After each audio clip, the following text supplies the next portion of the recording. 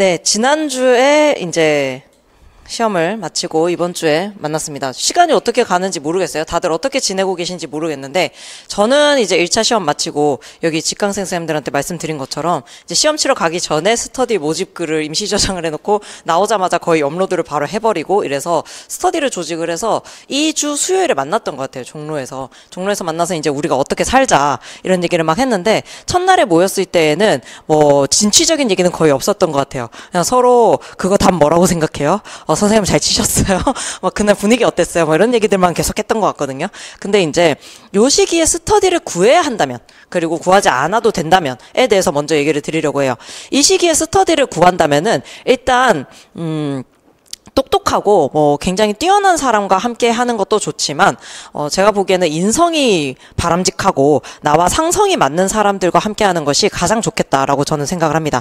왜냐면 이 시기에 선생님들은 되게 멘탈이 취약해요. 1차 합격하고 난 뒤에 스터디는 어쨌든 1차 합격을 했기 때문에 어느 정도 자존감이 올라온 상태에서 같이 스터디를 시작을 하거든요.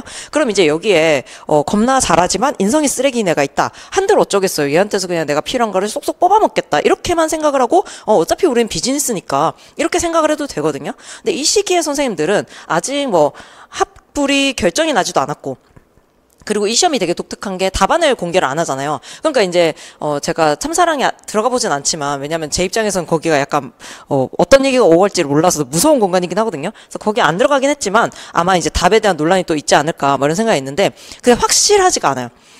그렇기 때문에 약간 그래도 저 사람이 예쁘게 말을 하면서 그래도 답이 이게 아닐까요, 선생님? 저는 이렇게 생각하는데 이렇게 하는 거랑 선생님 답 그거 아니에요. 선생님 틀렸어요. 이게 맞는데? 이렇게 하는 것과 큰 차이가 있거든요. 그렇기 때문에 이 시기에 만약에 스터디를 구하신다면 일단 첫 번째는 집에서 내가 혼자 보내는 시간이 너무나 무료하고 좀 우울감이 온다. 그래서 사람을 좀 만나서 공짜로 좀 상담을 해야 되겠다. 이런 생각이 드신다면은 스터디룸 비용 정도만 내고 서로 상담을 할 수가 있어요. 서로 이제 같은 처지이기 때문에. 그래서 서로 한 4명 정도 모아가지고 서로 이제 그룹 상담을 하는 거죠. 그룹 상담을 한다고 생각을 하시는 게 가장 좋지 않을까 싶습니다. 그리고 방금 말씀드린 것처럼 유난히 똑똑하고 이런 사람이 필요한 게 아니라 일단은 굉장히 성실한 사람, 결석 안 할 것 같은 사람. 왜냐면은 무언가를 맡겼는데 우리가 서로 협업을 하기로 하고 맡은 거잖아요. 근데 이거를 안 해주면은 이게 1차 대비할 때랑은 데미지가 달라요. 1차 대비할 때는 그래도 뭔가 좀 그래 네가 인성이 그러면 떨어져라야 뭐 이러면서 이제 할 수는 있는데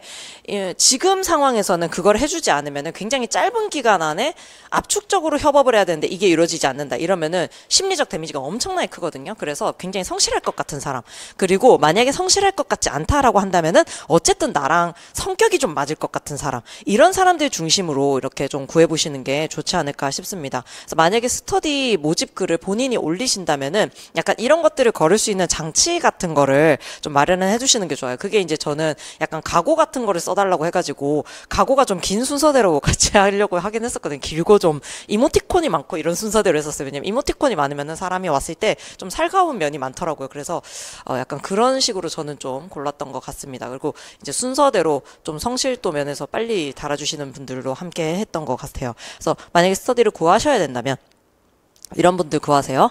그리고 언제 구해야 되냐면은 약간 혼자 있는 시간이 길거나 우울감이 있으실 경우에 좀 나가시는 것을 추천해 드립니다.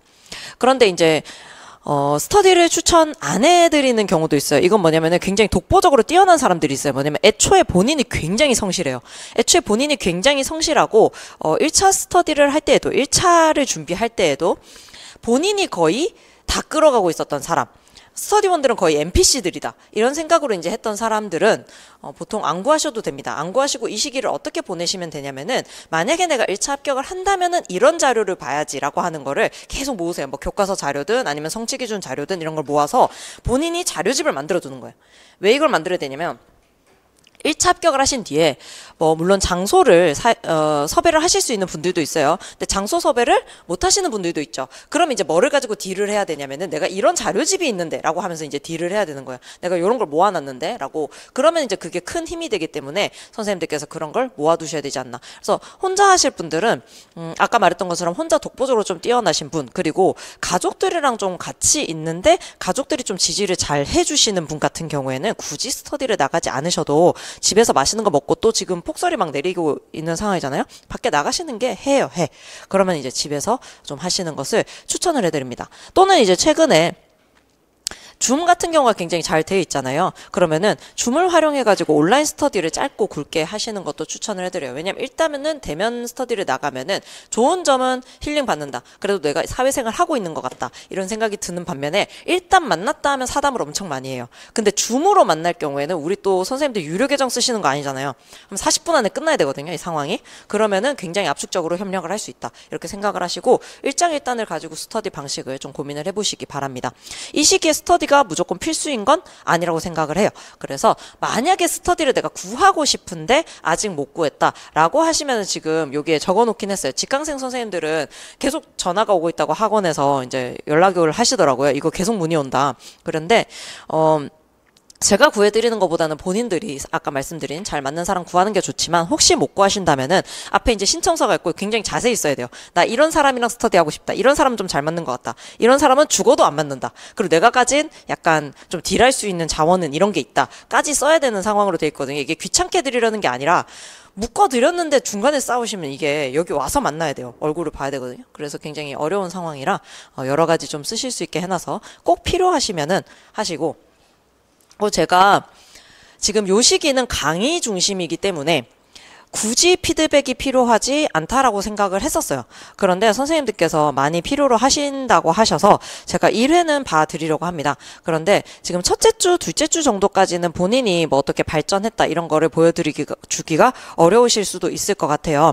그런데 내가 얼마나 최악인지를 한번 점검하고 싶다라고 하시면은 다음 주에 메일로 본인 녹화된 영상을 보내주시면 되고요. 내가 어느 정도 좀 현재 상황을 진단을 하고 앞으로 이제 어떻게 살아갈지 조언을 얻고 싶다라고 하시면은 3주차나 4주차에 메일을 쓰시는 거를 추천을 해드립니다. 왜 이번 주는 안 되냐면은 이번 주는 일단 너무 연습도 거의 안 하셨을 거고 지금 뭐 얼마나 최악이냐 뭐 이런 거를 진단할 수 있는 상황도 아니라고 생각이 들어요. 그래서 이번 주 말고 만약에 내가 최악인 거 진단받고 싶다 이러면은 다음 주, 그다음에 내가 좀 발전했는지 현 상태를 내가 가능성이 있는지를 진단받고 싶다 3주차 4주차 이렇게 하시면 되겠습니다. 그래서 그거 메일은 제가 다음 주에 알려드리도록 할게요.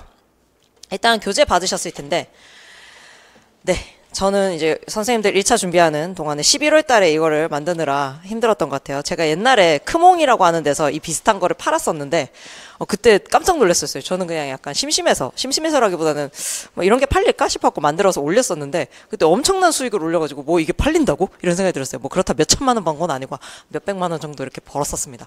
그런데 그때는 5개년만 모아놨었어요. 5개년만 모았었는데 이번에 지금 공개된 거 전부 다 모으고 작년 거까지 전부 다 모았어요. 그리고 제가 수업 지도안도 다시 짰거든요. 새로 다 짜가지고 선생님들 참고로 해보실 만한 게 있습니다. 한번 교재를 쓱 넘겨보도록 할게요. 2013년부터 쭉 있는데 오늘 이제 제가 진도를 나갈 거는 13년, 14년, 그 다음 17년이에요. 왜 이렇게 붕 뜨냐면은 15년, 16년이 문학이에요. 그래서 문학을 한 주에 모으고 그 다음에 교육론을 한 주에 모으고 이러면은 이번 주 교육론, 다음 주 문학, 그 다음 주 교육론, 그 다음 주 문학 이렇게 보실 수 있을 거예요. 그래서 이번 주에 교육론과 관련해서 뭐 이론 수업을 해드렸던 걸 본인이 공부를 하셔가지고 이제 3주차에 미리 좀 나는 이렇게 수업을 짜고 싶은데 어떻게 될지 모르겠다라고 하는 아이디어 같은 거 메모를 해오셔서 확인을 하실 수 있게 이제 해드리려고 하는 거거든요. 그럼 이제 문학이 한 회차가 부족해요. 왜냐면 문학이 5번 출제가 됐고 나머지가 교육론이거든요. 그럼 이제 하나를 어떻게 해결할 거냐면은 독서라고 출제가 된 것 중에서 문학 작품으로 이제 나와 있는 애가 있어요. 걔를 이제 묶어가지고 문학 주차에 넣고 이제 교육론 3개 이렇게 이제 수업 진도를 나가려고 합니다. 이런 상황이라고 생각을 해주시면 될 것 같아요. 그럼 이제 기본적으로 한 회차가 어떻게 구성이 되어 있냐면 일부러 이렇게 한 판에 보실 수 있게 짜놨어요. 이 페이지를 펼쳐보시면은 지도안 세부 조건과 수업 조건 그리고 자료 1, 2, 3 요렇게 딱 주게 됩니다. 일부러 이거 사이즈를 비포로 드린 거는 선생님들 시험 치러 가시면 비포 사이즈로 보시게 될 거예요. 그래서 이거를 A4 사이즈로 보시다가 비포 사이즈로 보시면은 적용이 이제 안 될 수도 있어요. 이게 참 안타까운 얘기긴 한데 선생님들 1차 시험 치실 때도 사실은 1년 내내 그 내용들 아마 다 들으신 걸 겁니다. 그런데 이게 들었던 내용이 다른 형태로 출제가 되면은 못 알아보는 케이스들이 나오거든요. 그러다 보니까 이거를 비포 사이즈로 제작을 하게 됐어요. 저 사실 6포인트까지 볼 수 있는 눈알을 가지고 있거든요. 그래서 이거 A4로 제가 만들어도 상관이 없어요. 그런데 일부러 B4로 만들어 드렸으니까 조금 책상에 꽉 차시더라도 이 상태로 봐주시면 감사하겠습니다. 그래서 문제가 한 페이지에 딱 볼 수 있게 되어 있고 뒷페이지 넘기시면은 4페이지, 5페이지 보시면은 요렇게 왼쪽에 나와 있는 게 이제 전체 틀을 한번 보실 수 있게 요런 조건들이 되어 있고 이렇게 수업 지도안을 짜게 되어 있다. 그러면 제가 어떤 선생님이 오픈 채팅으로 이제 질문을 하셨는데 지도안을 짜는 거는 서울과 일부 지역이라고 알고 있는데 기출문제가 전부 다 지도안이 들어가 있다. 그러면 서울 지역 기출문제만 해주시나요? 이렇게 질문을 하시더라고요. 아니요, 선생님. 이 문제는 전국이 동일하고 수업 지도안을 쓰느냐 마느냐의 차이만 있을 뿐이에요. 그래서 동일한 문제다라고 생각을 해주시면 됩니다. 그럼 왜 수업 지도안 이렇게 한 판에 보는 게 필요하냐면은 이게 어차피 수업 조건이에요. 여기서 지금 하얗게 되어 있는 부분 중에서 일부를 빼느냐 안 빼느냐 정도만 해가지고 수업 조건을 주거든요. 그럼 예를 들어서 경기도나 아니면은 강원도나 이렇게 뭐 수업 지도안을 안 쓰는 지역들 있죠. 안 쓰는 지역들 같은 경우에도 이 흰 부분 중에서 일부를 수업 시연한다. 그거를 이제 선생님들이 어떻게 하냐면 구상실 들어가면 대뜸 선생님들한테 주는 거예요. 야, 한번 해봐라. 해볼래? 이렇게 돼서 이제 20분 안에 혹은 15분 안에 본인이 그 구상을 해가지고 냅다 뛰어 들어가야 되는 상황이거든요. 그래서 제가 이제 1차 지역 고르는 거 특강에서 추천해 드렸던 거는 본인이 그런 심리적 불안감이 굉장히 강하다. 준비가 필요한 사람이다. 이러면은 수업 지도안 쓰는 지역으로 1차를 치셔야 된다라고 말씀을 드렸어요. 왜 그런지는 아시죠? 왜냐면은 오전에 수업 지도안을 봐버리잖아요. 그러면은 오전 내내 그 수업이 뭔지를 알아요. 주제도 이미 알고 있기 때문에 본인의 배경 지시 다 끌어올리고 그 다음에 자기의 수업 설계 전부 다 끝나 있는 상태에서 오후 수업 실현을 하는 거거든요. 그러니까 이거는 사실은 불공정거래요. 사실은 불공정한 게임이긴 한데 본인 성향이 만약에 그렇다면은 수업 지도안 쓰는 지역으로 가셔야 됩니다. 준비된 말하기에 자기가 특화돼 있다. 근데 나는 진짜 말을 잘해. 저 같은 사람이죠. 그런 사람들은 냅다 뛰어 들어가도 막 해요. 저는 이제 사립이나 이런 데서 기간제도 오래 했었으니까 그러면 이제 진짜 냅다 교과서를 주고 10분 뒤에 수업 실현을 하라고 하거든요. 그럼 냅다 짜야 돼요, 진짜로. 그런데도 이제 살아남아야 되는 상황이 에서 버텨왔었거든요. 그런 사람들은 그런 지역을 가셔도 돼요. 그러니까 어떻게 보자면은 수업 지도안을 안 짜는 지역이 이제 말로 먹고 사는 사람들, 진짜 기초 수업력이 있는 사람들이 살아남는 동물의 왕국이다. 이렇게 생각을 하시고, 그 다음에 이제 수업 지도안을 쓰는 지역이 조금 커버를 칠 수 있는 지역이다. 이렇게 생각을 하시면 되겠습니다. 그러면, 어떡해. 난 지금 성향에 안 맞게 이제 지역을 선택을 했네? 어쩌겠어요. 그래도 합격을 하셔야지. 그래서 올해 그냥 최선을 다해서 준비를 해보겠다 이렇게 생각하시면 됩니다. 그래서 요 판을 전체적으로 보시면은 이런 흐름으로 수업이 가야 되네라고 하는 걸 보실 수가 있어요. 그럼 오른쪽을 보시면 이제 관련 성취 기준 자료를 제가 가지고 왔습니다. 이 내용은 이런 성취 기준이랑 관련이 되어 있다라고 하는 걸 위쪽에 실어놨고, 그다음 아래쪽에 이 성취 기준과 관련해서 학습자가 반드시 알아야 하는 지식은 무엇일까? 그래서 선생님들께서 이제 국어과가 문학이나 문법을 제외하고 특히 이제 문학도 그러신데 아이들에게 지식 차원으로 전달할 게 없다라고 생각하시는 경우들이 있으세요. 우리 아이들은 말하기 듣기 읽기 쓰기를 잘하게 만드는 게 국어 선생이다 라고 생각을 하시는데 아닙니다. 이게 아이들이 지식적으로 어느 정도 쌓여 있어야 이게 응용이 된다의 개념이거든요. 예를 들어서 애들이 작문의 5단계를 전혀 모른다. 이러면은 그 작문의 5단계가 뭐다부터 알려주셔야 돼요. 그런 아이들이 필수로 알아야 되는 지식들이 있거든요. 그걸 이제 여기다가 메모를 해보시는 거예요. 그런 것들이고, 그 다음 아래쪽에 이 수업을 마칠 때 학생은 무엇을 어떤 수준으로 할 수 있어야 될까? 두 가지예요. 무엇을 할 수 있어야 되느냐랑 어떤 수준으로 할 수 있어야 되느냐. 이걸 이제 선생님이 예측하셔서 쓰셔야 되는데, 이게 이제 학습 목표라고 보시면 됩니다. 이건 선생님께서 발령받으셔서도 굉장히 중요한 문제인데, 아이들이랑 수업을 했었을 때 적어도 내 수업이 마쳤을 때 이 아이들이 어디는 할 수 있어야 되겠다. 이런 상이 있으셔야 되고 그걸 향해서 선생님도 노력을 하셔야 돼요. 그리고 선생님이 수업을 마치셨을 때 그래도 내가 이 수업을 통해서 얘를 여기까지는 데리고 갔다. 라는 상이 있어야 무엇에 영향을 받냐면은 교사 효능감이 높아질 수 있다라고 생각을 하시면 됩니다. 만약에 선생님이 수업을 하고 나오셨는데 애들이 아무것도 못하는 것 같아요. 다음 시간 갔는데 애들이 아무것도 몰라. 이러면은 난 지난 시간에 무엇을 했는가. 이런 생각이 막 드시겠죠. 그래서 선생님들 만약에 운율 같은 거 수업을 하신다. 이러면은 어떻게 수업을 하실 것 같아요? 얘들아 운율이란 뭐고? 그러면서 막 예쁘게 수업을 막 해주실 거죠. 그런 다음에 이제 운율이 아주 잘 드러나 있는 시들을 막 감상을 할 겁니다. 그러고 나서 다음 시간에 가서 얘들아 운율이 뭐지? 이런 애들이 뭐라고 할 것 같아요? 아무 말도 안 해요. 왜냐면 뭘 말해야 될지를 모르고 말해야 될 거를 까먹었고. 그런데 이제 저는 운율 수업을 할 때 어떻게 되냐면 거의 밖에서 종교 집단인 줄 알아요. 뭐냐면 얘들아 운율이 뭐라고? 반복이야. 반복이 뭐라고? 운율이에요. 운율이 뭐라고? 반복이야. 반복이 뭐예요? 운율이야. 이거를 10분간 막 해요. 그럼 다음 시간 가서 얘들아 운율이 뭐라고? 반복? 약간 이렇게 돼요. 그럼 이제 그 다음에 무엇이 반복이 될 것이냐 라고 하는 건 그 다음 차원인 거죠. 그러니까 애들이 운율이 뭐다? 반복이 되는 것이다. 이걸 일단 머리에 뇌리가 박힌 다음에 그러면은 이제 무엇이 어떻게 반복이 될 수 있는가를 배워나가는 차원이 필요한 거죠. 그러면 저의 목표는 그게 가능한 거예요. 아이들이 운율이 뭔지를 알았을 때 반복된다는 거는 알아야 된다. 이런 계획을 잡을 수가 있는 거죠. 그렇게 돼야 선생님 다음 시간에 가셨을 때 아이들한테 질문했을 때 답이 나올 수 있고 무엇이 높아질 수 있다. 교사 효능감이 높아질 수 있다는 거예요. 내가 이 아이들이 이렇게 바뀔 수 있게 만들었다라고 하는 생각을 할 수 있다는 거죠. 그래서 거기에 무엇을 어떤 수준으로 할 수 있게 만들 것이냐라고 하는 거. 자, 발표라고 하면 선생님들 어떤 목표를 세우겠어요? 오늘 이제 발표가 있긴 한데 발표라고 하면 어떤 목표를 세울 수 있을까요? 무엇을? 발표를 이렇게 할 수도 있겠죠. 아니면은 뒤에 나오는 게 소개하는 말하기예요. 그 자기가 소개하고 싶은 대상을 소개하는 말하기를 이렇게 되겠죠. 무엇을 어떻게 할 수 있다. 저라면은 입은 뻥끗 할 수 있다. 라고 할 것 같아요. 입은 뻥끗 할 수 있다. 일단 제가 소개하고 싶은 것은 이라도 할 수 있을 것 같다. 왜 이게 중요하냐면 일단 그거라도 할 수 있으면 말하기 불안이 어느 정도 극복이 되었다라고 보는 거예요.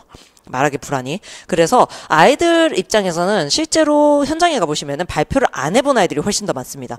12년간 발표를 안 해본 채로 정규 교육과정을 끝내는 애들도 있어요. 그렇기 때문에 이게 말을 해보게 한다. 성공 경험이 있게 만든다 라고 하는 것을 최소 목표로 잡을 수도 있거든요. 그러니까 여기에 쓰셔야 될 것은 최대 목표가 아니에요. 그 선생님이 생각하시는 그 이상적인 애들의 목표가 아닙니다. 최소 목표예요. 왜 이게 수업 실현에 중요할까요? 라고 생각을 하실 텐데 지금 2022 개정 교육과정에서 이번에 읽기 유창성이 결국에는 나왔죠. 제가 2022에서 이거 지금 최소 성취 수준 보장 지도가 들어가 있기 때문에 기초학력 되게 중요해지고 2차원까지 내려갈 거다라고 얘기를 했는데 이 애들의 문제가 상당히 심각합니다. 그러니까 학교 가보면은 약간 각야거결을 못하는 것 같은데? 얘는 문맹이 분명해 라고 하는 수준의 애들이 있어요. 읽기 유창성이 떨어진 애들이 있어요. 그런 애들은 교과서 읽기를 시켜도 한 줄 건너뛰고 읽고 막 이렇게 돼요. 그러면은 그런 애들을 내가 상정을 하고 있습니다. 이 수업에서 내가 그런 애들을 예상하고 있습니다 라고 하는 걸 보여주셔야 되는 거예요. 그럼 이제 수업이 마칠 때 자 여러분 오늘 우리 수업 시간에 어디까지 해야 된다고 했죠? 그렇죠. 발표를 할 수 있어야 된다고 말을 했는데 발표를 모두가 잘할 수 있는 건 아니에요. 선생님도 알아요. 그러면 다음 시간에 어쨌든 오늘 발표를 성공해봤던 경험이라도 기억해 주세요. 이거라도 기억하고 앞으로 우리 최선을 다해서 노력해 봅시다. 이런 멘트를 하는 사람과 그냥 우야무야 어느 정도 할 줄 아는 애들만 데리고 수업을 한 것 같은 사람과는 인상이 다를 수밖에 없다는 거예요. 그러면 인상이 과연 어디에 영향을 미치느냐? 거기 앉아있는 사람들이 다 인간이 채점을 하고 있어요. 물론 채점 기준표는 그렇게 되어 있다라고 합니다. 뭐냐면은 이런 멘트 나오면 점수 주세요. 이런 멘트 나오면 점수 주세요. 이렇게 되어 있대요. 근데 이런 멘트들을 다 까먹게 만들 정도로 얘가 마지막에 너무나 인상적이야. 그러면은 점수를 채점할 때 마지막에 리뷰를 하면서 좀 괜찮은 것 같은데 얘 이렇게 될 수 있는 거예요. 그렇기 때문에 마지막에 선생님만의 어떤 킥이 있고 여기에 영향을 미치는 게 뭘 것 같아요? 교육 철학입니다. 내가 어떤 교사가 될 것이냐. 왜냐면은 그게 선생님들이 지금 막 제가 알려드린 이런 팁들, 대사들 연습해 가시잖아요. 긴장하면 어떻게 될 것 같아요? 다 까먹고 그냥 그런 수업을 또 하고 나오세요. 그런데 내가 이런 교사가 될 거야 라고 하는 상이 딱 있으면은 그래 나는 정말 못하는 아이들도 데리고 가는 교사가 될 거야 라고 생각을 계속 한 달 동안 막 하셨던 거예요. 그러면은 마지막에 그 멘트가 나와요. 그럼에도 불구하고 여러분 못할 거라는 걸 선생님은 어느 정도 예상은 해요. 이런 멘트가 나오는 거예요. 그럼 그 다음 멘트가 정해지는 거죠. 그러면 이걸 좀 못하는 친구들은 요렇게 우리가 보완을 해나가 봅시다 라는 멘트가 나올 수가 있는 거예요. 그래서 요 시기에 중요한 것은 저는 내가 어떤 교사가 될 거다. 그리고 나는 어떤 교육 철학을 이 사람들 앞에서 보여줄 거다라고 하는 게 명확한 상이 있어야 됩니다. 그런 사람과 아닌 사람은 굉장히 뚜렷한 차이가 나는 수업 시연을 할 수밖에 없을 거다라는 생각을 해요. 그래서 선생님들께서 그런 부분을 고민을 해보셨으면 해서 여기를 넣어놨고 그 다음에 위에서 제시한 수행 수준이 되기 위해서는 어떤 학습 단계를 설정해야 될까인데 요게 이제 수업 순서라고 생각하시면 됩니다. 이게 이제 수업 순서고 선생님들 머릿속에서 요거를 잊지 않고 가져가셔야 되는 거죠. 그럼 아래쪽에 이제 동기 유발 방법, 이해 점검 방법, 그 다음 보충 심화 과제 제시 이렇게 세 칸을 만들어 놨는데 요거는 선생님들께서 이제 아이디어를 짜면서 한번 해 보시는 거를 추천이 아니라 해보세요. 그리고 다음 주부터는 오늘은 이제 교재 받느라 미리 못 해오셨겠지만 다음 주부터는 여기를 미리 채워 오시면은 이제 저와 비교를 해볼 수가 있잖아요. 나는 이런 동기 유발을 생각을 했는데 선생님은 요렇게 하시네. 그럼 이런 부분은 내가 좀 가져가야 되겠다. 둘 중에 요게 조금 더 나은 것 같으니까 이거를 내가 먹어야 되겠다. 이렇게 생각을 하셔야 돼요. 그래서 동기 유발 같은 경우에는 하라고 하는 애가 있고 안 하는 애가 있죠. 어쩌시겠어요? 안 하라고 하는 애 안 하실 거죠. 그런데 저는 제가 합격하던 애가 2017년입니다. 2017년이 극악의 해라고 불렸던 이유는 이게 약간 사립학교 수업 시험 같은 느낌이었어요. 약간 교사가 할 수 있는 상호작용이라곤 여러분들 이해되셨어요? 알았어요. 자, 여러분 다 쓰셨어요? 오케이. 약간 이 정도밖에 없는 그런 극악의 해였어요. 그러니까 그동안 막 여러분 이렇게 연습했던 게 아무 소용없는 해. 아무 소용없고 진짜 거의 지식 때려넣고 애들이 할 수 있는지 확인하고 이런 약간 교사 주도의 수업이 될 수밖에 없는 해였거든요. 그리고 동기 유발부터 시작하라고 하지 않았어요. 어디부터 시작하라고 했냐면 전개부터 시작이었거든요. 그럼 이제 제가 어떻게 됐느냐? 전 동기 유발부터 시작을 했어요.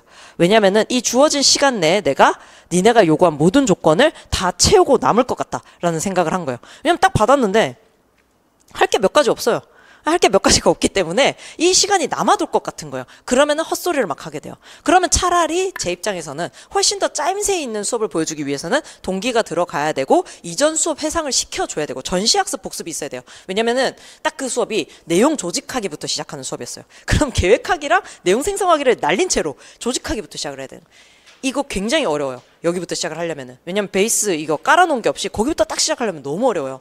그렇기 때문에 저는 이 앞 시간에 우리가 계획하기랑 생성하기를 이렇게 봤었는데 그 마지막에 마칠 때 선생님이 이게 중요하다고 했죠. 조직하기. 그래서 우리가 요거를 할게요. 이런 식으로 이제 시작이 됐거든요. 그러니까 어때 보여? 이게 수업이 훨씬 더 설득력 있는 수업이 된다라는 거죠. 아 진짜 수업이 저렇게 될 것 같아.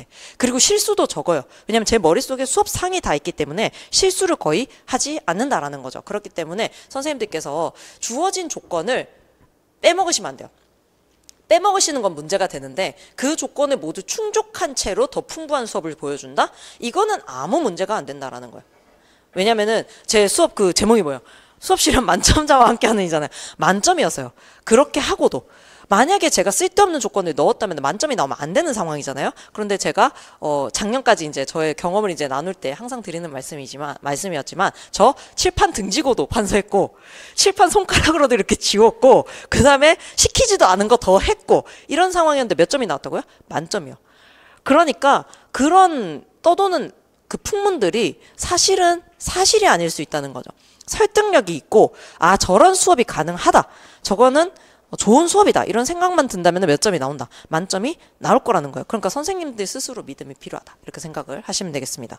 그래서 이제 여기까지 5페이지였고 6페이지, 7페이지는 필요하신 분들이 작성을 해보시는데 본인이 어떻게 수업을 할 거다라는 계획이 설려면 요거 작성을 한번 해보시는 게 좋아요. 본인이 지도한 작성 지역이 아니라 하더라도. 그리고 지금 약간 선생님들 아무리 시간이 없다 하지만 시간이 남으셔가지고 막 OTT 보고 계실 거라는 생각이 들어요. 그럼 그 시간에 이거를 이렇게 한 번씩 이렇게 교사는 무슨 말을 해야 되는지 학생은 무슨 말을 해야 되는지 이런 거 메모를 이렇게 해보신 다음에 바로 뒤에 가시면 제가 예시안을 해놨잖아요. 그럼 이제 비교를 하면서 아 요렇게 좀 썼어야 됐구나. 이런 활동을 했어야 됐구나.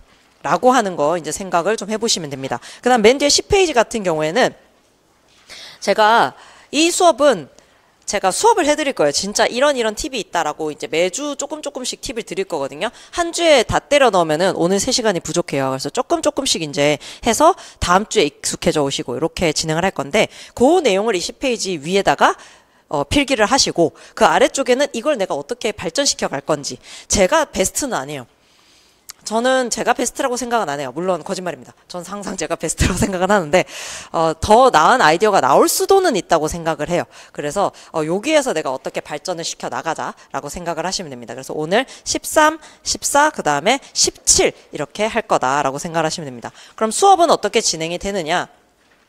수업은 제가 이론 수업 해드리겠다고 했으니까 이론 수업을 어느 정도 진행을 한 다음에 오늘 수업에서 이게 적용이 된 꼬라지를 제가 수업 시연으로 보여드릴 겁니다. 수업 시연으로 보여드리면은 아 이런 주제는 이렇게 수업 시연을 하면은 좀 괜찮구나. 아 그런데 저기서는 선생님이 한 게 조금 부족한 것 같으니 나라면 이렇게 좀 보완을 해보겠다. 이런 것들을 그러니까 제가 수업 시연을 뭐 요게 엄청 기깔난다 이런 거라기보다는 요런 틀로 진행이 될 겁니다 라고 하는 거 예시를 보여드릴 거예요. 그러면 이제 선생님들께서 요거를 그 주든 제일 좋은 건 뭐겠어요? 제가 다음 주에는 어느 회차 할 겁니다 라고 말씀을 드리면은 그 회차를 미리 연습을 해보시고 영상을 찍어 놓으시면 제일 좋겠죠. 그럼 그 다음 주에 제가 수업 시연을 해드릴 테니까 그럼 자기 영상과 제 영상을 비교를 하시면서 요렇게 차이가 있고 요 부분은 이렇게 해야 되겠다 이런 생각을 하실 수가 있는 거예요. 그래서 선생님들 이번 주는 어쩔 수 없이 오셨지만 다음 주부터는 미리 해보시고 오시면 훨씬 좋을 거예요. 그러니까 이 수업에서 얼마를 뽑아 먹느냐는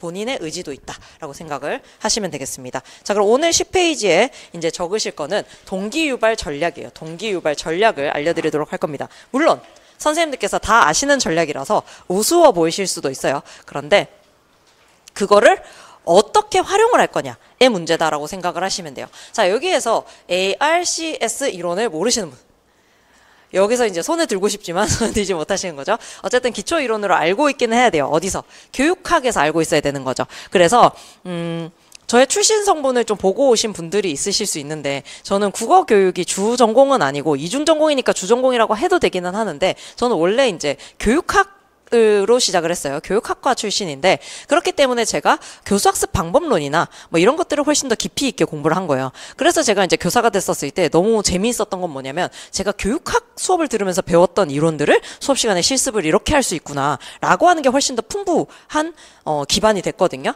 그래서 이제 선생님들께서도 교육학 시간에 배웠던 거를 국어 교육에 좀 가져다 쓰시는 거를 연습을 좀 해보실 필요가 있다라는 말씀을 드립니다. 그 대표적인 게 이제 ARCS 이론인데 저는 학교에서 수업을 할 때에도 ARCS 이론에 따라서 이제 수업을 좀 했었어요. 그래서 동기 유발 전략입니다. 동기 유발. 그래서 만약에 선생님들께서 지금 제가 동기유발 전략으로 이렇게 알려드리면 이제 무슨 생각을 해야 되느냐, 만약에 올해 수업시험 문제가 나왔는데 동기유발 전략을 쓰라고 한다. 그러면 ARCS 이론에 따라서 내가 진행을 해야 되겠다. 혹은 내가 다른 동기유발 전략이 있다. 그럼 내가 그거를 사용을 해야 되겠다. 그런데 솔직히 말씀드리면 제가 이제 현장에서 해본 경험으로는 ARCS 이론에 따르면은 동기유발이 안 될 리가 없어요. 안 될 리가 없기 때문에 요거를 가장 철저하게 좀 알아두시는 게 좋겠다라고 생각을 합니다. 그러면은 자 A, R, C, S인데 요거 앞글자를 딴 거잖아요. A는 뭐예요? attention이죠. 그래서 주의 집중입니다. 그래서 첫 번째는 주의 집중. 주의 집중을 시켜야 돼요. 그런데 이 주의 집중은 두 가지 방향으로 가능하다라고 생각을 하시면 됩니다. 첫 번째는 뭐냐면은 굉장히 신기한 자료를 보여주는 거예요. 신기한 자료라고 썼지만 이거는 기억 잘하라는 것이고 어떤 것들을 보여주냐면 멀티미디어 자료죠. 멀티미디어 자료 같은 것들을 좀 제공을 해라. 또는 이제 뭐 애들한테 여러분 오늘 이제 처음으로 크롬북을 써보는 날인데요. 그러면 애들 막 크롬북 엄청 신기하겠죠. 그게 이제 주의 집중인 거예요. 수업에 어쨌든 빨려 들어와야 된다. 그 다음 이제 두 번째는 뭐냐면은 도전적 과제 지시입니다.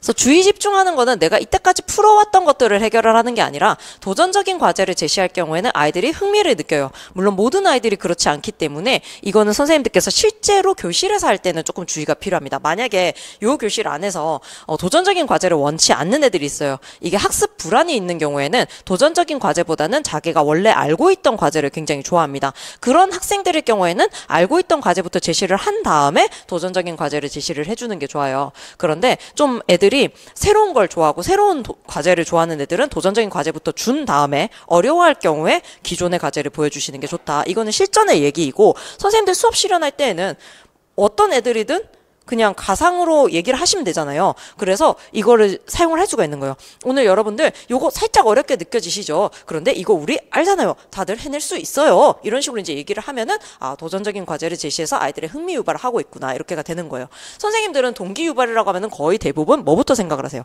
무조건 거의 멀티미디어 자료를 생각을 하세요. 그런데 이 멀티미디어 자료 사용을 하시는 거를 조건에서 멀티미디어 자료를 언급을 하라 라고 하는 게 없으면은 저는 약간 지양하는 편입니다. 왜냐면은 선생님이 거짓말을 술술 하실 수 있다면은 no problem.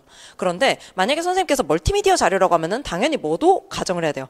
내용도 떠올리셔야 되는 거거든요. 그럼 이제 거짓말을 막 하셔야 돼요. 얘들아 이 사극 본 적 있니? 뭐 이러면서 얘기를 해야 돼요. 근데 되게 그 심사위원들이 보기에 누가 들어도 저거는 진짜 약간 재미없을 것 같은 자료인데 저걸로 동기유발이 된다고? 이렇게 되면은 다 AI 아니라고 했죠. 자연스럽게 동기 유발이 잘 안 됐다라고 생각을 할 수가 있는 거예요. 그래서 좀 위험할 수 있다라고 저는 생각을 해요. 그래서 멀티미디어 자료라고 한다면은 간단하게 언급을 할 수 있는 거. 선생님이 수업 실현 그 구상지에는 기깔나게 막 적어놓고 딱 수업 실현 들어가서 너무 긴장해서 어라라 뭐였지? 이렇게 생각이 안 날 수 있게 엄청 간단한 걸 언급을 하셔야 돼요.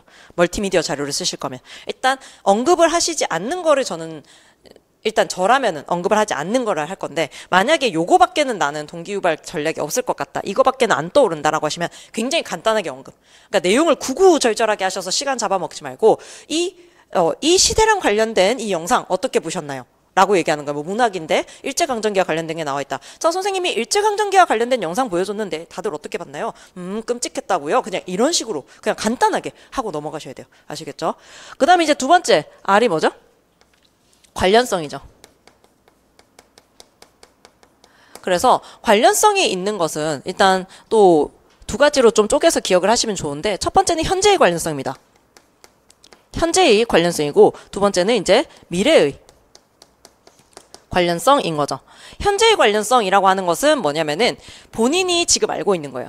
그러니까 아이들이 지금 요새 애들이 뭘 좋아하는지 제가 애들을 많이 떠나가지고 잘 모르기는 하지만 뭐 최근에 제가 기억에 남는 거는 뭐 로제의 아파트였다 이러면은 뭐 최근에 그런 밈이 많은 노래들이 유행하고 있죠. 그런데 오늘 우리가 배우는 이 운율이라는 것도 반복이 된다라고 하는 측면이 있어요. 이런 식으로 이제 관련성 있는 어떤 소재를 가지고 와야 되는 거예요. 똑같이 멀티미디어처럼 똑같이 위험 부담이 있죠. 뭐예요? 선생님이 또 내용을 알고 있으셔야 돼요. 그렇기 때문에 이거 언급을 하다 실수를 하게 될 수도 있거든요. 그래서 조금 위험 부담이 있을 수도는 있다. 그런데 선생님들께서 가장 많이 쓰는 방식이 뭐냐면은 일단 첫 번째는 아싸 부서졌네요. 자, 멀티미디어 많이 쓰시고 그 다음에 현재의 관련성을 많이 활용을 하시죠. 이렇게 두 가지를 많이 활용을 해요. 그러다 보니까 가장 쉽게 적용을 할 수 있는데 말씀을 드립니다. 가장 쉽게 적용은 할 수 있는데 그렇게 순서상으로 뒤에 번호를 뽑으신다면은 인상적이진 않을 것이다 라고 말씀을 드릴 수가 있어요. 그러면 내가 무조건 좋은 걸 해야 되느냐? 아니에요. 이거 멀티미디어를 언급을 할 때 아까 이제 제가 잠깐 그렇죠? 이렇게 할 때 보셔서 아시겠지만 굉장히 연기를 잘하는 사람이 있어요. 똑같은 걸 얘기를 해도 되게 특별해 보일 수가 있거든요. 그래서 일단 연기력을 끌어올리셔가지고 그 사람들을 좀 즐겁게 만들어 주시거나 근데 그 당일에 내가 그렇게 못할 것 같다. 이러면은 좀 다른 전략을 사용을 하실 필요가 있는 거죠. 그래서 두 가지 중에 선택을 하세요. 일단 이 한 달 동안에 내가 연기력을 높여오나. 아니면 두 번째는 내가 조금 더 특별한 전략을 머릿속에 아니면 습관화시켜서 그냥 그날에 딱 나올 수 있게 만들어버리거나 이렇게 생각을 하셔야 되는 거죠. 자, 미래의 관련성이라고 하는 것은 이게 미래의 필요성입니다. 그러니까 네가 이게 미래에 이거를 사용할 순간이 올 거다. 예를 들어서 자기를 소개하는 말하기 오늘 할 거라고 했죠. 그럼 네가 나중에 회사에 입사를 해야 될 경우에도 너를 소개해야 될 수도 있어. 혹은 너 2년 뒤에 너 대입 시험 안 칠 것 같니? 그때 너를 소개해야 될 수도 있어. 그럼 1분 안에는 소개를 해야지. 이렇게 이제 얘기를 할 수가 있다는 거죠. 그래서 현재의 관련성과 미래의 관련성 이렇게 조금 나눠서 기억을 해두시는 게 훨씬 좋아요. 그러니까 ARCS가 이렇게 단순한 이론은 아니에요. 근데 지금 사용하실 수 있는 차원으로 지금 보자라는 거죠. 세 번째는 뭐예요? 컨피던스요. 저 이제 자신감이죠. 자신감인데 요거는 이제 과제 난이도나 아니면은 자신의 능력 이런 것들을 조합을 해가지고 결국에는 얘가 무엇의 차원이냐면 효능감의 차원이라고 보시면 됩니다. 내가 할 수 있을 것이다 없을 것이다 라고 하는 것을 인식시켜주는 차원이다 라는 거죠. 그래서 자신감인데 요게 이제 효능감 차원이라고 생각을 하시면 되는데 제가 현장에 있었을 때 제가 가장 많이 썼던 동기 유발 방법은 이 자신감입니다. 저는 자신감을 가장 많이 썼어요. 아까 이제 약간 눈치를 채셨겠지만 저는 모든 수업에서 놓고 가는 애가 있으면 안 된다라고 하는 게 저의 교육 철학이었어요. 그러니까 제 교육 철학은 분명했어요. 이 교실에서 우리가 저 한 사람을 포기하고 가는 순간 너도 포기당할 수 있다는 걸 기억해라. 그렇기 때문에 우리 모두가 같이 가는 거다라고 해서 이제 좀 못하는 친구들에 대해서도 이제 서로 핍박하거나 이런 게 절대 없어야 된다 이렇게 했었거든요. 그러면은 이제 제 수업은 항상 어떤 식으로 되냐면 굉장히 자세해요. 그러니까 네가 이 과제를 어떻게 수행을 해야 성공할 수 있는지를 굉장히 자세히 안내를 하고 그 다음에 이제 제가 제시를 했던 거는 만약에 좀 못 따라가는 학생들이 있다. 예를 들어서 오늘 과제는 서술형으로 뭔가를 써내야 성공할 수 있는 수업이다 라고 한다면은 모두가 서술형으로 써낼 수 있는 건 아니에요. 그럼 아이들한테 수업 시작할 때 공지를 다 했었어요. 근데 모두가 다 서술형으로 써낼 수 있는 건 아니기 때문에 선생님이 단답형으로 응답할 수 있는 학습지도 만들었고, 단답형도 어려워할 경우에는 선생님한테 신호 주면은 선택형으로 응답할 수 있는 것도 만들었어. 차분히 이렇게 단계를 따라가면 된단다 라고 한다면 애가 무슨 생각을 하겠어요? 어떻게든 나는 이 수업에서 무엇한 사람은 되지 않는다. 실패한 사람은 되지 않을 것이다. 라고 하는 거예요. 그래서 제 수업은 성공을 목적으로 하기도 하지만 성공 경험이 누적이 되기 위해서 실패를 최소화시키는 방향으로 나아갔던 거거든요. 그래서 저는 자신감 영역을 항상 동기 유발을 시켜줬어요. 너는 이 수업을 통해서 이런 사람이 될 수 있을 것이다 라고 하는 상을 수업 초반에 분명하게 알려줬고, 그리고 네가 못할 경우에는 선생님이 하도록 만들어줄 것이다 였기 때문에 아이가 어쨌든 이 수업에서 나는 뭐하지 않은 사람, 나는 실패하지 않을 것이다 이기 때문에 자신감을 활용을 해서, 이 ARCS 중에서 자신감 영역을 활용을 해서 동기 유발을 시켜주는 거죠. 자, 선생님들, 왜 제가 자신감 영역을 활용하는지도 설명을 드릴게요. 뭔가 나랑 관련된 얘기가 나오면 그 수업이 재밌어요, 안 재밌어요? 너무 재밌죠. 그 다음에 이제 강사가 뭐 웃긴 얘기를 잘해줄 경우에 너무 재밌죠. 근데 이러한 재미는 유동적입니다. 유동적이고 변수가 있어요. 그런데 이 세상에서 변치 않는 재미, 변치 않은 흥미는 뭐냐면은 내가 무언가를 해냈다라는 데서 오는 쾌감이거든요. 이게 이제 자신감 영역인 거예요. 그러니까 이거는 변수가 거의 없어요. 자신감 영역을 가지고 동기 유발하실 경우에는 변수가 없다라고 생각을 하시면 됩니다. 그렇기 때문에 어느 수업이든 적용이 가능하고 어느 수업에서든 이것을 강조해줬을 때 선생님이 눈에 띌 수가 있게 된다라는 거죠. 그리고 이게 지금 우리 교육이 지향하는 바다. 그러니까 그 기초학력을 강조하는 이유가 이 수업에서 놓치고 가는 사람이 있어서는 안 된다라고 하는 생각을 한다라는 거죠. 그래서 저는 요거를 추천을 드린다라는 거예요. 그 다음에 네 번째는 만족감입니다. 이거는 이제 평가 결과가 얼마나 공정한가.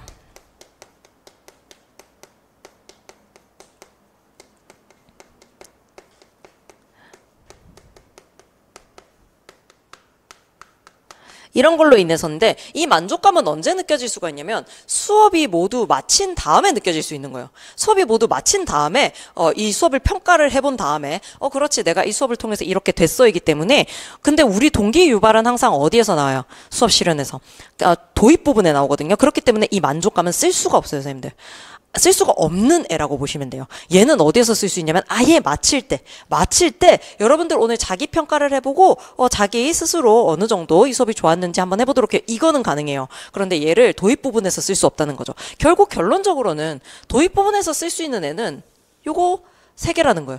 이거 3개이기 때문에 선생님께서 이 중에서 내가 무엇을 사용을 할 거다라고 하는 거를 선생님들께서 좀 생각을 하시고 결정을 보셔야 된다입니다. 그런데 여기에서 이제 끝내시면은 조금 부족하고 선생님들께서 이제 추가로 보셔야 되는 거를 알려드릴게요. 자, 보시면은 요 멀티미디어 부분이 지금 우리 교육에서 강조를 하고 있는 복합 양식, 어떤 멀티미디어를 다룰 수 있는 능력에 대한 이야기이기 때문에 요 차원에서는 언급을 하실 수도 있다라는 겁니다. 그러니까 지금 우리 애들이 겁나 멀티미디어를 잘 쓸 것 같죠? 아니에요. 우리 애들이 자꾸 핸드폰만 갖고 있을 뿐이지 선생님들보다 못 쓸 수 있어요. 그렇기 때문에 복합 양식을 보여주면서 여러분들 이런 걸 이렇게 활용해 봅시다 라든지, 이렇게 사회생활에서 활용할 수 있는 차원이라든지, 너희에게 필요하다라든지 뭐 이런 것들을 언급을 해주실 수도 있죠. 그 다음에 지금 보시면은 여기 이제 관련성 부분 같은 경우에는 자기와 관련된 주제를 선택을 한다라는 거잖아요. 자기와 관련된 주제에 흥미를 느낀다이기 때문에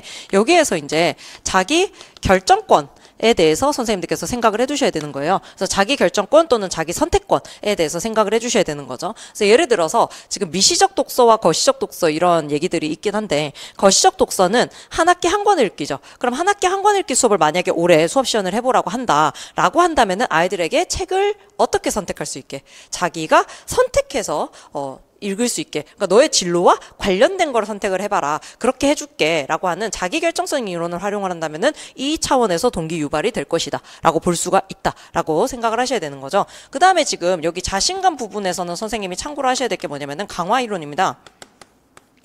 강화 이론 또는 강화 계획인데,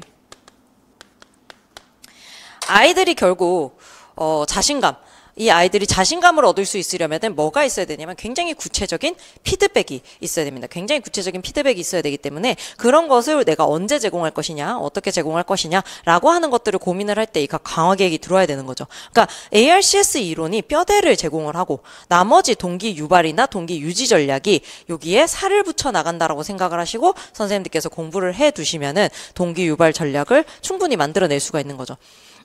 이거를 대사 차원으로 접근을 하시면 안 돼요.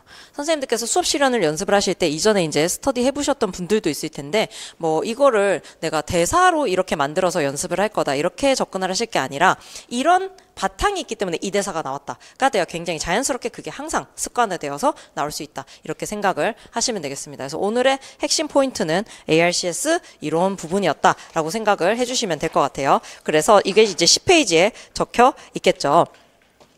그 다음에 이제 두 번째로 알려드릴 거는 제가 오늘 교육론이에요. 교육론 부분을 수업 시간을 보여드릴 건데 선생님들 교육론이나 문학이나 문법이나 어떤 주제가 나왔다라고 한다면은 이걸 쓸 거다라고 하는 수업 틀을 만들어 두셔야 돼요. 수업의 틀을 완벽하게 만들어 두셔야 되는데 교육론에서는 다른 선택지가 없습니다.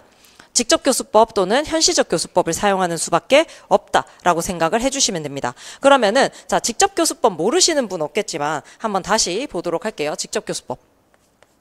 저는 뭐 직접 교수법 사용을 하는데 사실은 현시적 교수법도 거의 똑같죠.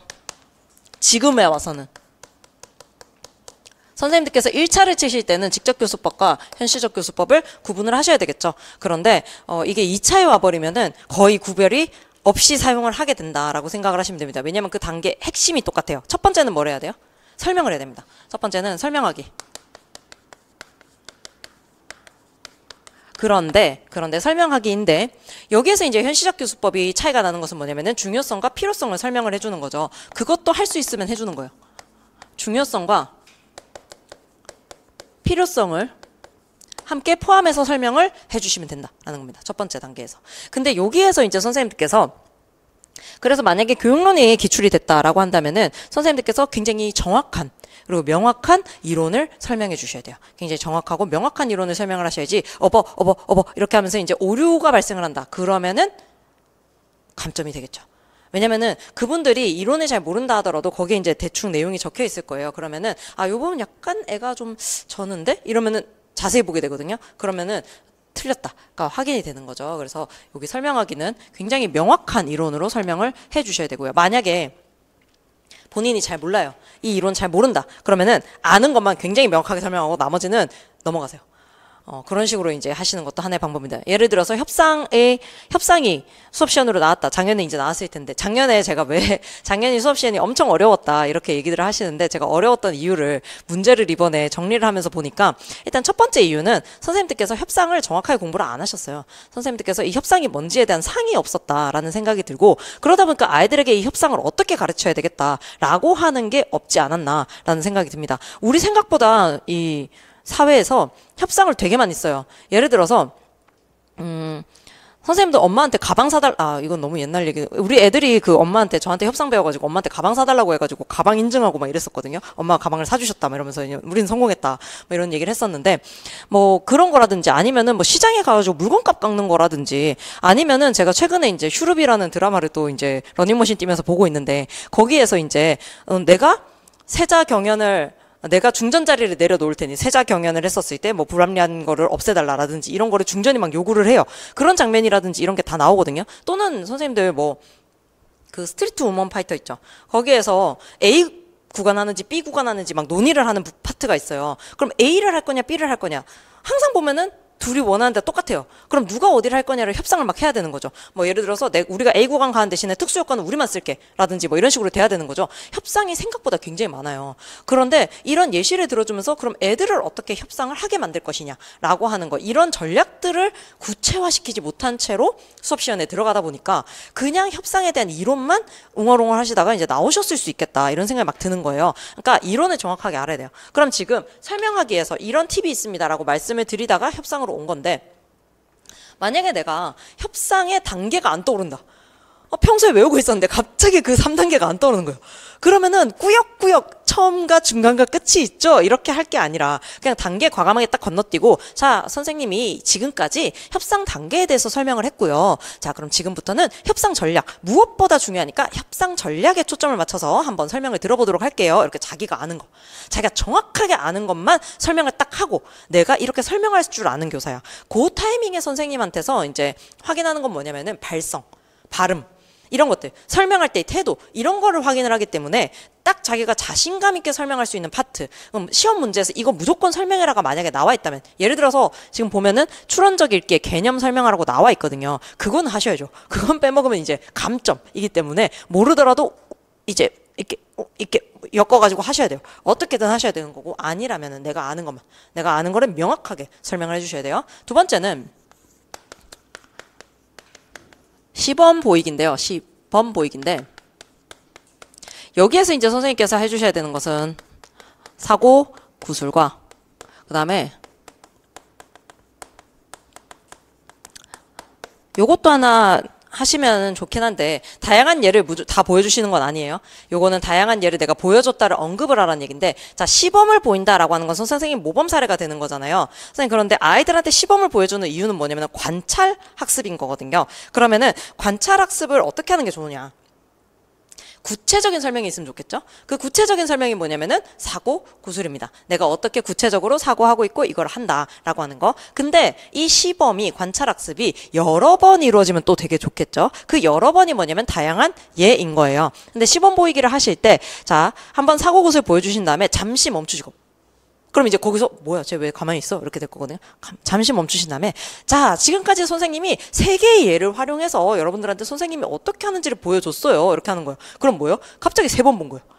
그러면 애들이 저 정도 되면은 그래, 이해를 할 수 있겠어. 이렇게 되는 거죠. 그래서 다양한 예를 좀 보여주시는 방법이 필요하다라고 하는 거 좀 기억을 하시면 되겠습니다. 다음 세 번째는 교사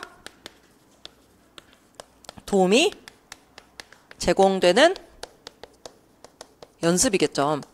요게 사실은 시범 보이기랑 구별이 좀 되면은 저는 좋다고 생각을 하는데, 선생님들께서 시범을 보이실 때 자꾸 애들한테 질문을 해요. 그러니까 뭐 추론적 읽기라고 한다면은, 자, 여기에서 우리가 뭘 찾아내야 되죠?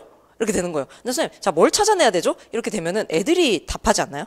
그거는 교사 안내가 제공된 연습이에요.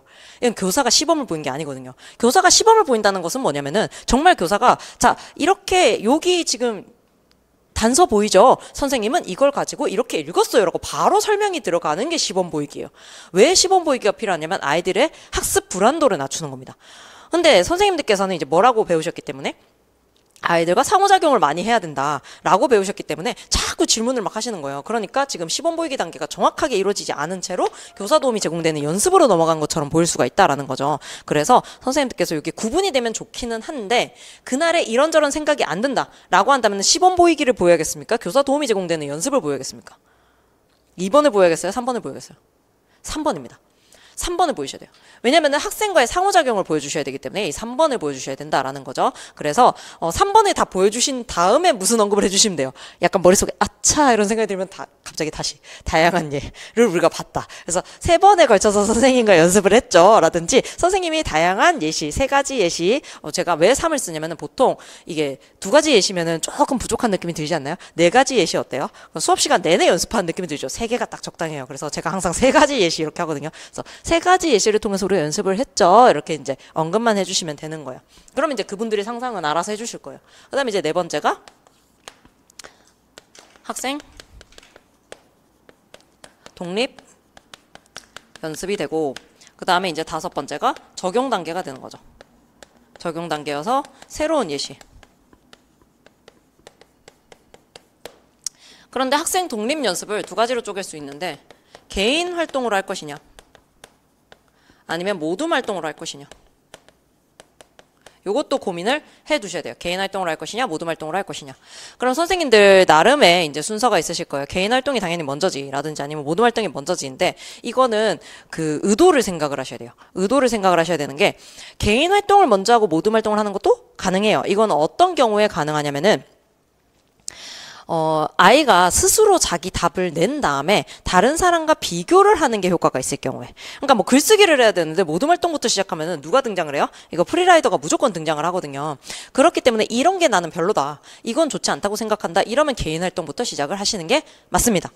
그런데 이 과제 난이도가 상당히 높아서 이게 혼자 하기에는 잘 나가는 애들 있죠. 4%, 상위 4%만 성공을 할 것 같다. 이러면은 모둠 활동부터 시작을 한 다음에 개인 활동으로 정리를 할 수 있게 만들어줘야 되는 거죠. 뭐 샌드위치식도 가능하죠. 개인 활동 한 다음에 모둠 활동 한 다음에 다시 개인 활동으로 정리를 해보자. 이런 것도 가능합니다. 요렇게 선생님이 개인 활동을 먼저 제시할지 모둠 활동을 먼저 제시할지는 좀 어떤 의도가 있느냐를 먼저 고민을 하셔야 돼요. 이게 순서가 정해져 있는 게 아니고. 그런데 저는 너무 불안해서 그런 거 의도 따위 모르겠어요. 이러면은 그냥 하나로 정하세요. 하나로 정하신 다음에 이게 내 의도다라고 하는 것도 이제 대사로 정해 놓으세요. 그렇게 하시는 거고. 자, 이 적용 새로운 예시 같은 경우에는 저 같으면은 온라인 학습에 내가 올려놨으니까 온라인 학습에 올려놨으니까 니네가 해봐라. 이렇게 얘기를 할 것 같습니다. 물론 블록 타임으로 구성이 되어 있긴 한데 선생님들 실제로 수업해보면은 블록 타임도 엄청 짧아요. 그래서 애들한테 새로운 과제를 주고 뭐 하고는 어렵거든요. 이거 차라리 그냥 새로운 과제, 심지어 그리고 이 새로운 과제를 받을 수준이 아닌 애들도 많이 있어요. 그러면은 이 새로운 과제를 해내라고 하는 게 되게 폭력적으로 느껴질 수 있어요. 그렇기 때문에 추가로 선생님이 새로운 과제 올려놨으니까 그거를 한번 해보면 좋겠다. 이렇게 이제 안내를 하고 선생님이 새로운 과제 했을 경우에는 피드백을 주겠다. 뭐 이렇게 할 수가 있는 거죠. 그래서 이런 식으로 선생님들께서 국어 기능 영역은 딱 요 순서대로 하셔야 돼요. 이걸 몸에 익혀 놓으셔야 된다라고 생각을 하시면 되겠습니다. 그렇게 보시면 되겠죠. 그래서 오늘은 요 두 개예요. 동기 유발 전략과 직접 교수법, 요 교육론 단계 요것만 기억을 해주시면 되겠습니다. 이것만 기억을 해주시고 저것만 연습을 하시고 언제 3주차에 저기에 맞춰서 선생님들 수업안을 짜 오셔야 선생님들께서 제 거랑 이제 비교를 하실 수가 있게 된다라는 거죠. 그래서 그렇게 생각을 해주시면 되겠습니다. 자, 5페이지에 이제 저희 배경 지식을 먼저 활성화 시킨 다음에 왜 선행 조직자잖아요. 선행 조직자여서 수업 전에 배경 지식을 활성화 시켜야 돼요. 그래서 5페이지 보시면은 이제 추론적 읽기와 관련된 성취 기준 자료가 있습니다.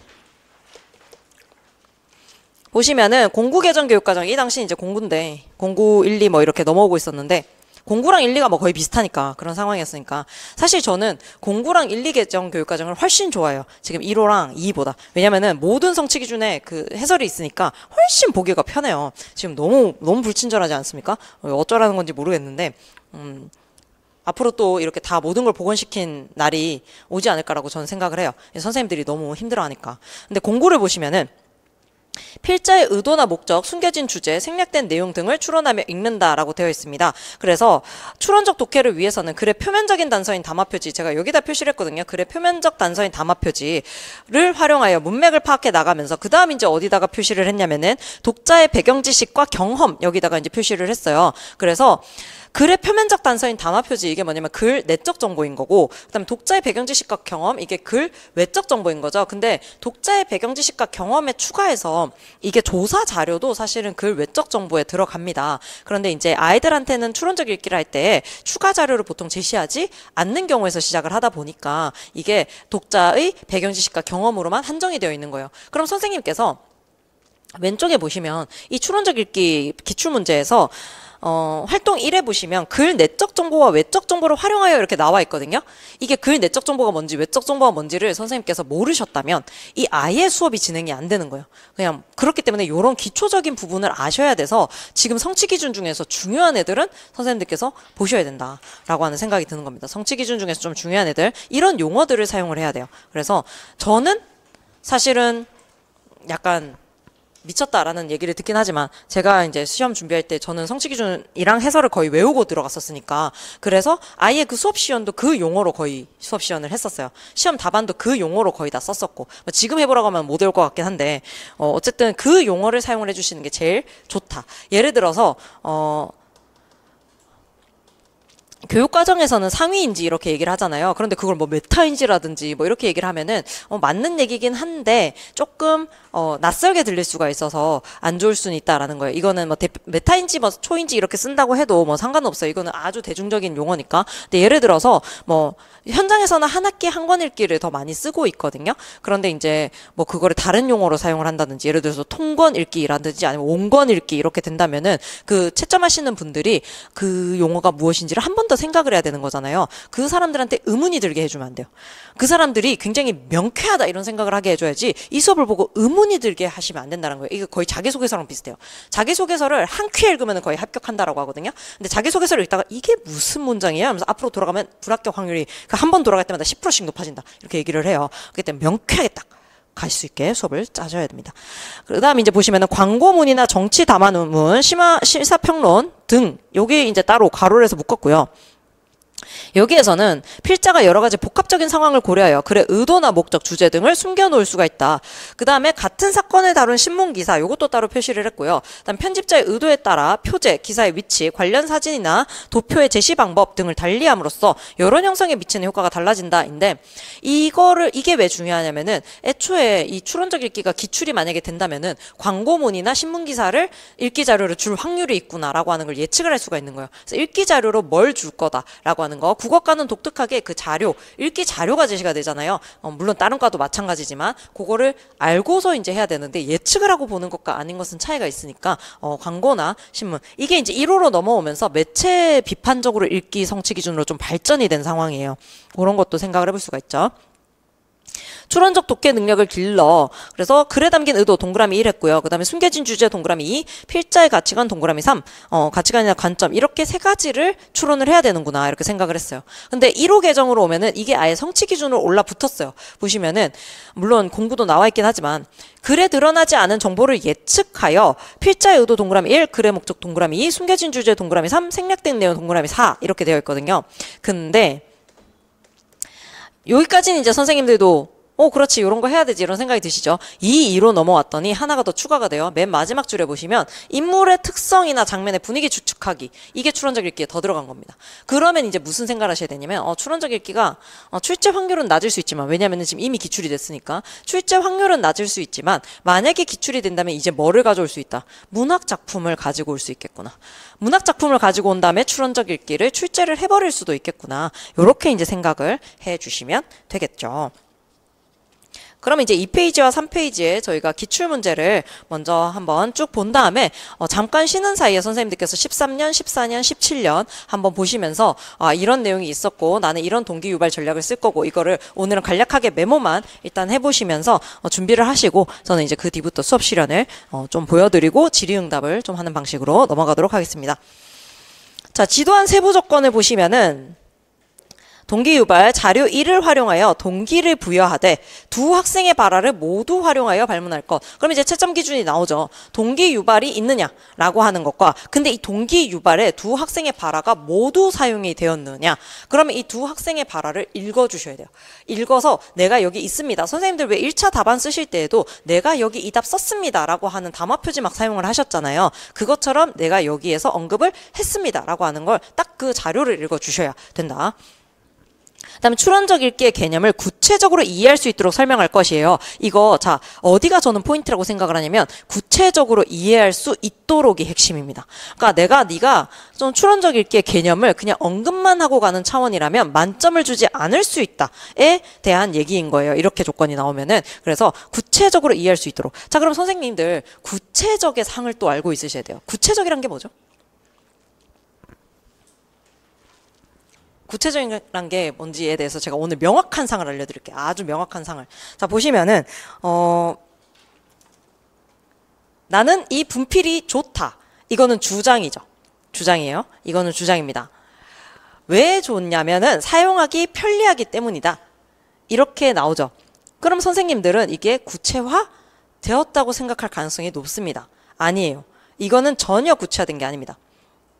어떤 사람은 이게 부러지지 않아서 편리하다고 생각할 수 있지만 어떤 사람은 가루가 날리지 않아서 편리하다고 생각할 수 있고 어떤 사람은 옷에 묻어도 지워지기 때문에 편리하다라고 생각할 수도 있다라는 거죠. 즉 구체적이다의 기준은 뭐냐면은 누가 그 문장을 읽더라도 동일한 의미로 이해할 수 있는 수준의 차원으로 서술이 되었을 경우에가 구체적이다 인 거예요. 이거 나중에 애들한테 가르쳐 주실 때도 이렇게 구체적인 문장은 이렇다라고 말씀을 해주셔야 돼요. 안 그러면 애들이 항상 주관적인 문장을 써놓고는 이게 근거다 이런 허튼 얘기를 하고 있습니다. 그래서 구체적이다라고 하는 것은 누가 그걸 읽더라도 동일한 의미로 받아들여야 돼요. 그러면은 선생님 저는 근데 그 분필이 날리지 않아가지고 가루가 날리지 않아서 편리하다라고 하는 것에 동의할 수 없는데요? 라고 할 수는 있어요. 근데 동의하고 말고는 그 다음 차원이에요. 일단은 저 사람은 분필 가루가 날리지 않아서 편리하게 생각하는구나까지는 이해가 동일하죠. 이게 구체적이다라는 거야. 그래서 요런 차원까지 설명이 되었느냐를 한번 볼 거다. 일 수도 있고요. 사실 채점은 좀 러프하게 됐을 거라고 생각은 해요. 왜냐면은 다 비슷하게 개념 언급하고 다 넘어갔을 겁니다. 다 같이 감점이 됐기 때문에 다 같이 똑같은 점수 받았으면 다 똑같은 거거든요, 결국은. 그래서 아마 비슷한 점수 나왔을 거예요. 근데 약간 그런 게 있죠. 방금 제가 말한 것처럼 굉장히 구체적으로 설명하는 사람, 뒤에 들어가는 사람이라면 내가. 그게 최악인 거예요. 그 사람과 비교군이 돼버리기 때문에 내 점수는 다른 사람보다 낮아질 수 있다. 인 거예요. 그래서 내가 그 다른 사람 점수를 깎아먹는 사람이 되는 건 문제가 안 되지만 내가 깎이는 사람이 된다는 건 큰 문제가 되기 때문에 유의하셔야 되겠죠. 자, 수험생 작성 조건 두 번째. 글의 내적, 외적 정보를 활용하여 추론하게 되어 있습니다. 글의 내적 정보와 외적 정보를 활용하여 글의 내용을 추론적으로 읽을 수 있는 방법을 교수학습할 것. 자료 2를 교수학습 자료로 활용하여 구체적인 발문을 통해 연습을 시행하도록 지도안을 작성할 것이죠. 여기 보시면은 이제 구체적인 발문이 있어야 돼요. 첫 번째는 구체적인 발문이 있어야 되고, 그 다음에 연습을 시행하도록 지도안을 작성해야 되는 거죠. 연습을 시행하도록. 그럼 여기에서 나와야 되는 건 뭐다? 질문이 나와야 되는 겁니다. 질문이 나와서 아이들을 유도할 수 있게 연습해보세요 여러분 한 다음에 연습 다 하셨을까요? 이렇게 한 다음에 이제 확인을 하면 어때요? 뭐지? 이거는 굉장히 상호작용이 없다 이런 느낌을 주죠. 그래서 질문을 하면서 이제 교사의 도움이 제공되는 연습 상황을 보여주셔야 된다. 그 다음에 이제 수험생 작성 조건 3번. 필자의 의도와 글의 주제 추론하기라고 되어 있습니다. 그래서 글에 나타나지 않은 필자의 의도와 주제를 추론하는 방법을 교수 학습할 것이라고 나왔고요. 자료 3을 교수 학습 자료로 활용하여 구체적인 발문을 통해 지도안을 작성할 것 이렇게 되어 있습니다. 그러니까 자료 1은 작성 조건 1에서, 그 다음 자료 2는 작성 조건 2에서, 자료 3은 작성 조건 3에서 이렇게 나와 있는 상황이죠. 그 다음에 보시면은 전체 수업 흐름도 보셔야 돼요. 저는 그때 이제 수업 실현할 때 전체 수업 흐름도 좀 봤었는데 뭐냐면은 1, 2차 시에는 뭐를 했고 본 시에는 지금 뭘 하고 있고 이후에 뭘 할 것인가. 이게 이제 제일 첫 번째 대사와 맨 마지막 대사를 결정하기 때문에 이 흐름을 봤다라고 보시면 될 것 같아요. 그래서 보시면은 이 앞에는 사실적 읽기 받고 그 뒤에는 비판적 읽기 본다라는 거죠. 그래서 추론적 읽기 나와 있다라고 생각을 하시면 됩니다. 만약에 비판적 읽기가 지금 이제 기출이 된다면 뭐가 나오겠어요? 비판적 읽기의 기준 같은 거 이제 수업을 해봐라라고 해서 이제 타당성 설명해봐라 뭐 이런 것들이 나오게 되겠죠. 왜냐면은 선생님들 1차 시험에서 기억이 나실지 모르겠지만 타당성의 개념 설명하는 부분이 1차 시험에서 기출이 됐었거든요. 그 이유가 뭐겠어요? 타당성을 대부분 설명을 잘 못해요. 그렇기 때문에 그걸 써보라고 하는 거거든요. 그러면 2차에서 그 타당성의 개념을 설명하라. 이거 같이 죽어보자 라는 얘기가 되겠죠. 그래서 선생님들께서 타당성, 신뢰성, 공정성 이거를 정의 내리실 수 있어야 돼요. 국어교사가. 자, 3페이지에서 보시면은 자료 1. 수키는 문방구에 들려 필통을 사서 미영이네 집에 갔다. 미영이네 집에는 친구들이 많이 와 있었고 친구들은 케이크를 자르며 노래를 부르고 있었다. 했더니 영철이는 수키가 필통을 사서 모임에 갔다는 내용이네. 이렇게 되어 있고 동수는 수키는 아마 생일 선물을 산 것일 거야. 그리고 미영이의 생일 축하 모임에 간 것이겠지. 이렇게 하고 있죠. 누구는 영철이는 사실적 독해를 하고 있는 거고 동수는 추론적 독해를 하고 있다. 뭐 이런 얘기들이 나오게 되겠죠. 그 다음 이제 자료 2. 땡땡 신문인데 우리나라는 봄 신학기제를 택하고 있다로 한 다음에 맨 마지막에 국제적 호환성 제고를 위해 신학기제 개편이 마땅하다가 나와 있죠. 요게 자료 2의 내용이고 그다음 자료 3은 9월 신학기제는 초중 고교부터 대학까지 9월부터 새학년 새학기를 시작하는 제도를 말한다. 맨 마지막에 보시면은 우리나라에 9월 신학기제를 도입하는 것은 신중하게 고려해야 할 문제이다라고 나와 있죠. 지금 자료 2와 자료 3이 정반대의 입장이다라고 하는 것을 선생님께서 인식을 하시고 이런 자료를 준 의도가 무엇인지에 대해서도 좀 고민을 하셔야 되는 거예요. 이게 지금 주제 통합적 읽기를 시도를 해놓은 상황이긴 하거든요. 결국에는 이게 어디까지 영향을 미치냐면은 비판적 읽기까지 영향을 미친다는 거죠. 그래서 선생님들께서 요런 자료를 준 이유에 대해서까지도 고민을 해봐야 되겠다. 이런 생각을 하시면 되겠습니다. 자, 그래서 지금 이제 한 5분 정도 되고 있는데 15분에 시작을 할 거예요. 15분에 시작을 할 건데 선생님들께서 뭐를 해놓으시면 좋을 것 같냐면 5페이지 뭐 메모하실 거 있으면은 조금 메모를 해보시고, 그 다음에, 나라면 이 수업을 어떻게 구상을 하겠다라고 하는 거 조금 고민을 하시면서, 그 다음에 시간 좀 남으시면은 14년과 17년 것도 좀 봐두시면은 좋을 것 같아요. 왜냐면 이 이후에는 쭉 그냥 계속 수업 시간 하면서 질문 받고, 수업 시간 하면서 질문 받고 이렇게 진행이 될 거라, 선생님들 미리 좀 봐주시면 좋겠습니다. 15분에 다시 시작하도록 할게요.